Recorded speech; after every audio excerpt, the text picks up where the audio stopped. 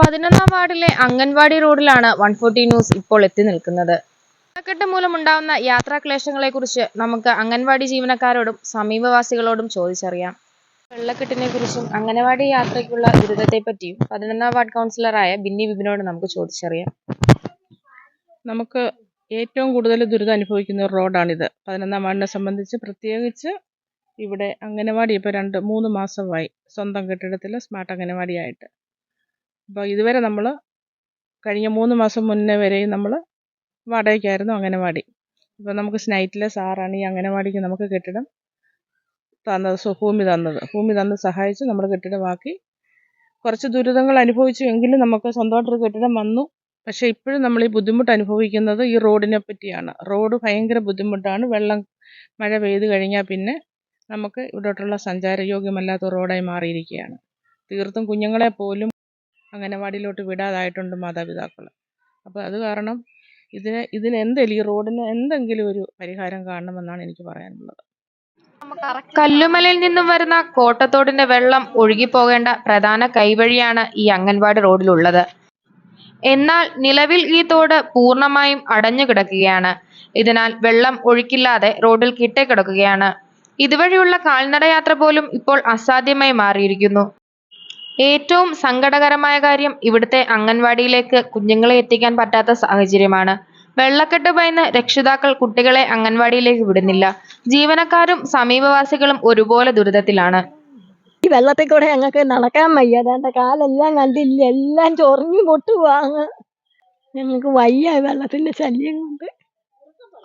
ഇത്രയേറെ ഞങ്ങളൊന്ന് വൃത്തിയാക്കി, എന്നാലും ശല്യം. വെള്ളമെല്ലാം അവിടുന്ന് ഇങ്ങോട്ട് ഒലിച്ച് ചാടുക. മിറ്റമെല്ലാം വെള്ളമാ. വെള്ളം പൊങ്ങുമ്പോഴും പ്രായമുള്ളവർക്കാണേലും പിള്ളേർക്കാണേലും പഠിക്കാൻ വരാനും അങ്ങോട്ടും ഇങ്ങോട്ടൊന്നും പോകാനും ഒക്കെ ഭയങ്കര ബുദ്ധിമുട്ടാണ്. അതുപോലെ വയ്യാത്തവർക്കാണേലും വയ്യാഴി വന്നു കഴിഞ്ഞാൽ ഒരു ഹോസ്പിറ്റലിൽ പോകണ ഒരു വണ്ടിയും വരത്തില്ല. ഭയങ്കര ദുരിതമാണ് ഇതിലെ പോകുന്നത്. എന്ത് ചെയ്യാനാ?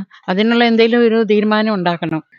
ആടിനെയും പശുവിനെയൊക്കെ വളർത്തി ജീവിക്കുന്നവരാണ് ഇവിടെ എല്ലാവരും. ഞങ്ങൾക്ക് ഈ വെള്ളക്കെട്ട് കാരണം ഞങ്ങൾക്ക് ദുരിതമാണ്. അത് കാരണം ഈ റോഡൊന്ന് ശരിയാക്കി തരണം. പശുവിനെ ആടിനെയും ഒന്നും വഴിച്ചു വിടാനും പറ്റുന്നില്ല. പോച്ചയും തലയിൽ വെച്ചുകൊണ്ട് വരാനും പറ്റുന്നില്ല. വെള്ളക്കെട്ട് കാരണം ഞങ്ങൾക്ക് നടന്നു പോകാനും പറ്റുന്നില്ല. നാൽക്കാലികളെ വളർത്തി ജീവിക്കുന്ന നിരവധി കുടുംബങ്ങളുണ്ട് ഈ പ്രദേശത്ത്. എന്നാൽ ദിവസങ്ങളായി തുടരുന്ന ഈ വെള്ളക്കെട്ടും നീരൊഴുക്കും കാരണം കന്നുകാലികൾക്ക് തൊഴുത്തൊരുക്കാനോ അവയെ പുറത്തിറക്കാനോ കഴിയാത്ത അവസ്ഥയിലാണിവർ. പടിഞ്ഞോട്ടും പോകാനൊക്കത്തില്ല.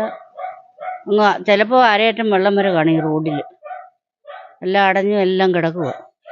ഒന്ന് വെളിയിൽ ഇറങ്ങാനോ ബാത്റൂമിൽ പോകാനോ ഒന്നും പറ്റത്തില്ല. നിങ്ങളുടെ ബുദ്ധിമുട്ട് മുനിസിപ്പാലിറ്റിയിൽ അറിയിച്ചിട്ടുണ്ടായിരുന്നില്ലേ? നേരത്തെ എല്ലാം അറിയിച്ചു. എല്ലാവരും വന്ന് ക്ലീൻ ചെയ്യും. ഇപ്പോൾ ഈ മഴയത്ത് വന്ന് എന്തോ ചെയ്യാനാ? വെള്ളം കിടക്കുമ്പോൾ നേരത്തെ വന്നെല്ലാം വൃത്തിയാക്കേണ്ടതാണ്.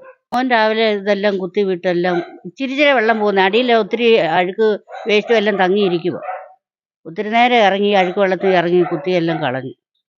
ചെറിയൊരു മഴ പെയ്താൽ പോലും ഞങ്ങൾക്ക് ഇവിടെ വെള്ളക്കെട്ടാണ്. ഒഴുകി പോകാനുള്ള ഒരു സൗകര്യങ്ങളൊന്നുമില്ല. ഓടകളെല്ലാം ചെറുതായി അടഞ്ഞു കിടക്കുകയാണ്.